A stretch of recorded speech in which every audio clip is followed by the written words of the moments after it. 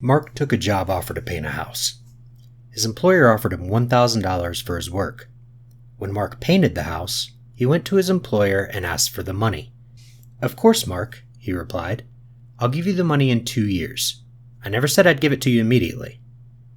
We can expect that Mark would not be very happy with the employer's reply. Even if he was absolutely sure that he would get the money in 2 years, and that the money would be worth the same, Mark would rather have it now, not later. People are not indifferent as to when their needs are satisfied. They would rather satisfy them sooner than later. As Ludwig von Mises writes, "There is no man for whom the difference between sooner and later does not count." The phenomenon that people prefer to achieve the same satisfaction sooner rather than later is called time preference. Time preference is always positive. People always want to achieve the same satisfaction sooner rather than later. What would happen if the time preference was negative? One would postpone his consumption indefinitely. This situation is impossible, because people need to consume to live. With negative time preference, people would only accumulate goods and never consume them. This shows us that time preference must be positive. The fact that a human being is limited by time preference influences his production choices. Let's use the example presented by Hans Hermann Hoppe. Let's imagine Robinson Crusoe on the desert island. He has to get food, so he decides to fish.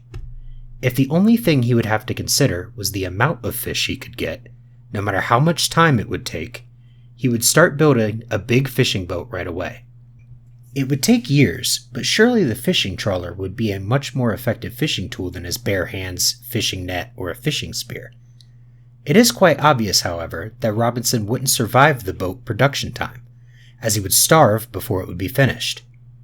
The fact that he is limited by the time preference will cause him to use hands or primitive tools because, although less effective than a fishing boat, it will enable him to satisfy his needs sooner. Time preference is always positive, but it can be high or low. To better understand high and low time preference, let's imagine a society with infinite time preference. In this society, all consumer goods would be consumed immediately. There wouldn't be any saving whatsoever, and for that reason, there wouldn't be any investments in better, more effective ways of production. This kind of society would function on a primitive level. We can also imagine modern society, where there are plenty of capital goods, in which people's time preference would suddenly become infinitely high. This kind of society wouldn't exist on a primitive level at first, because it would use previously accumulated capital.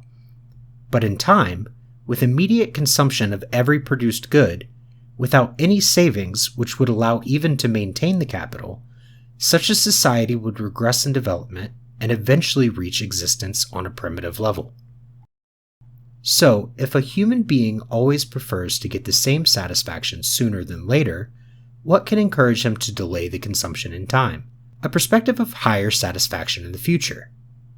A man with low time preference will save and invest to have more profits in the future. As Mises wrote, "The sine qua non of any lengthening of the process of production adopted is saving, i.e., an excess of current production over current consumption. Saving is the first step on the way toward improvement of material well-being and toward every further progress on the way."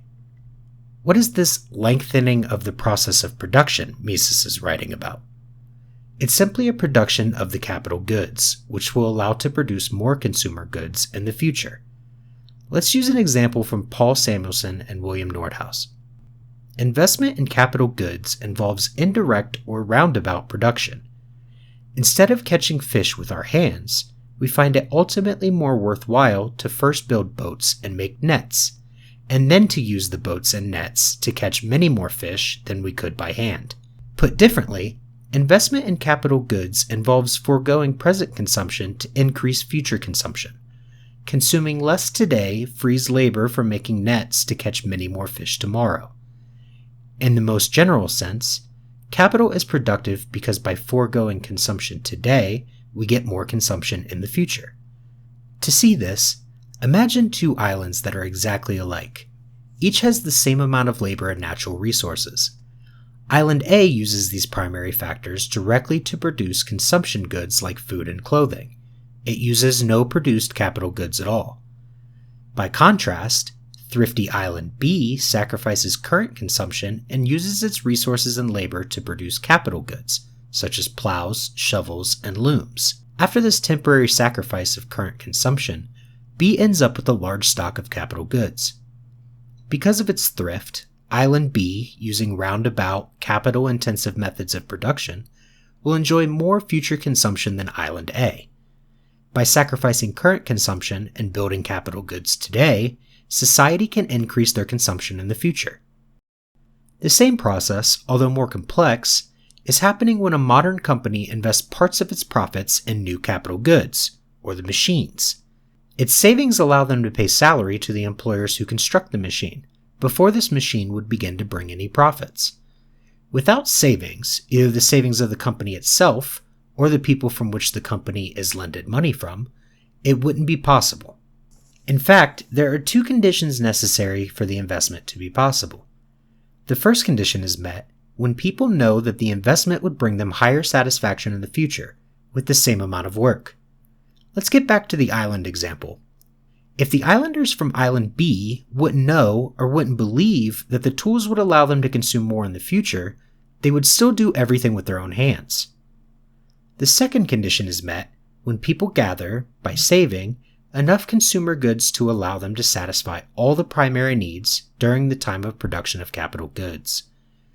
Let's get back to our Robinson Crusoe example. Even if Robinson has materials and knowledge to build a fishing trawler, and he knows that this boat would increase his productivity, he wouldn't build one because he didn't gather enough food to stay alive during the production process.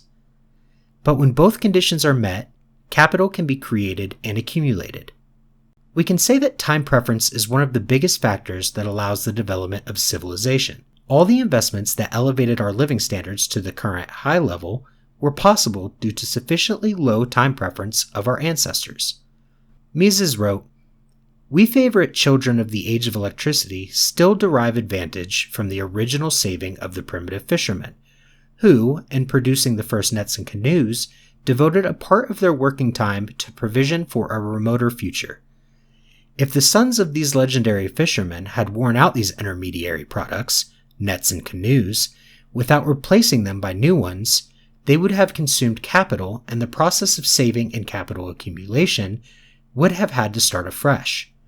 We are better off than earlier generations because we are equipped with the capital goods they have accumulated for us." Of course, not every member of society has the same time preference. There are people with higher and lower time preference. The level of individual time preference depends on a few factors, also external factors, and it can change in time. Undoubtedly, however, a large role is played by individual psychological factors. As Hans Hermann Hoppe writes, "One man may not care about anything but the present and the most immediate future. Like a child, he may only be interested in instant or minimally delayed gratification.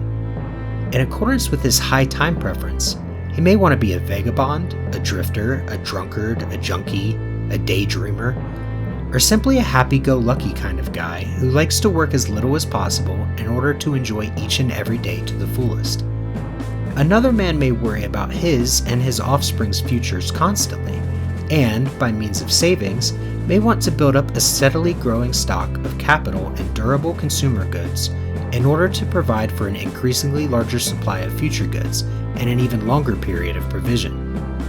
A third person may feel a degree of time preference somewhere in between these extremes, or he may feel different degrees at different times and therefore choose still another lifestyle career.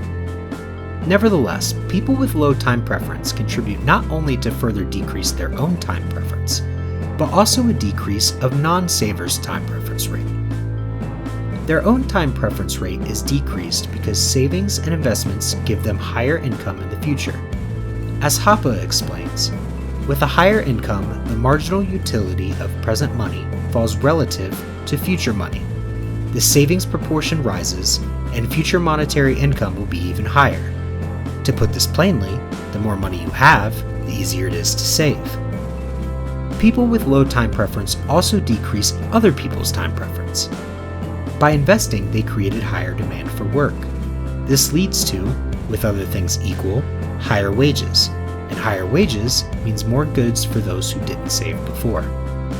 In this way, a person with low time preference who saves and invests becomes the initiator of a process of civilization, who lifts himself and others from barbarism to civilization.